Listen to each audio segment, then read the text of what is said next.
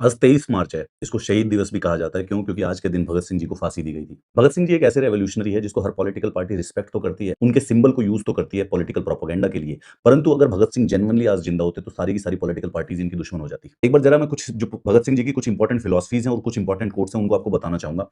तो अगर आप भगवत सिंह की रिस्पेक्ट करना चाहते हो तो उनके आइडियाज़ की रिस्पेक्ट करो और उनके आइडियाज़ हैं डिफिकल्ट फॉलो करने के लिए। मेरे सबसे पसंद के जो फ्रीडम फाइटर है वो भगत सिंह जी है, सोनली फॉर द रीजन दैट्स कि पूरे के पूरे इंडियन नेशनल मूवमेंट में जो सबसे ज्यादा रैशनलिज्म की तरफ जो फ्रीडम फाइटर जाता है, दैट इज भगत सिंह। इनका पहला कोट है कि क्रिटिसिज्म और इंडिपेंडेंट थिंकिंग जो है ये दो इंडिस्पेंसिबल क्वालिटीज हैं रेवोल्यूशनरी की।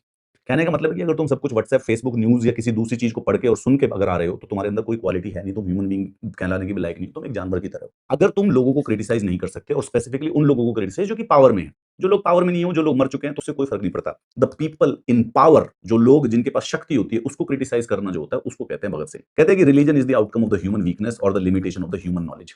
भगत सिंह जी इज एथिस्ट। भगत सिंह जी साफ साफ कहते हैं कि मैं भगवान में नहीं मानता हूं, और इनका ये मानना भी है कि जो रिलीजन है वो एक प्रकार से ह्यूमन वीकनेस का रिजल्ट है, क्योंकि इंसान के अंदर लिमिटेशन है। ह्यूमंस के पास कहीं ना कहीं पे तो लिमिटेशन है नॉलेज की, हम सब कुछ नहीं जान सकते हैं। और ये जो नहीं जानने वाला जो डर है, अनसर्टेनिटी है कि there is an unknown outside, इसको फिल करने के लिए हमने बना लिया है रिलीजन।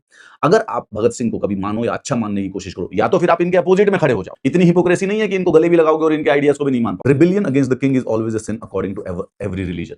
किंग का मतलब जो लोग पावर में, IPS, IAS, MP, MLA, prime minister, chief minister, इनको किंग कहा जा सकता है पर्टिकुलर कॉन्टेक्स्ट में। इनके बारे में जो भी बोलता है उसको क्रिटिसाइज किया जाता है, उसको लोग उसके जो किंग के, जो मतलब क्या नाम है, रूलिंग पार्टी के, पावर के जो लोग होते हैं वो उनको मारने की कोशिश करते हैं। क्योंकि भगत सिंह समझाने की कोशिश करते हैं कि भाई हर धर्म जो होता है, वो जो आदमी पावर में होता है ना, उसको क्रिटिसाइज करने को पाप मानते हैं। मैं आज अंग्रेजों को क्रिटिसाइज कर रहा हूं तो ये लोग मुझे बेसिकली जेल में डाल रहे हैं, मुझे फांसी देने की कोशिश कर रहे हैं। तो जब भी जो लोग पावर में होते हैं उनको क्रिटिसाइज करोगे तो कहीं ना कहीं से तुमको पापी ठहराया जाएगा। ये पापी है, जैसे कि इसको एंटी नेशनल, देशद्रोही भी अभी आजकल हम यूज कर सकते हैं। Very important one, Bhagat Singh ji कहते हैं love always elevates the character of the man, it never lowers him provided love be love. नफरत करने वाले जो लोग होते हैं वो गधे होते हैं। Love is what elevates a man, and if you can't love the other human being, the second human being, the anything which is outside you, then you are not a man.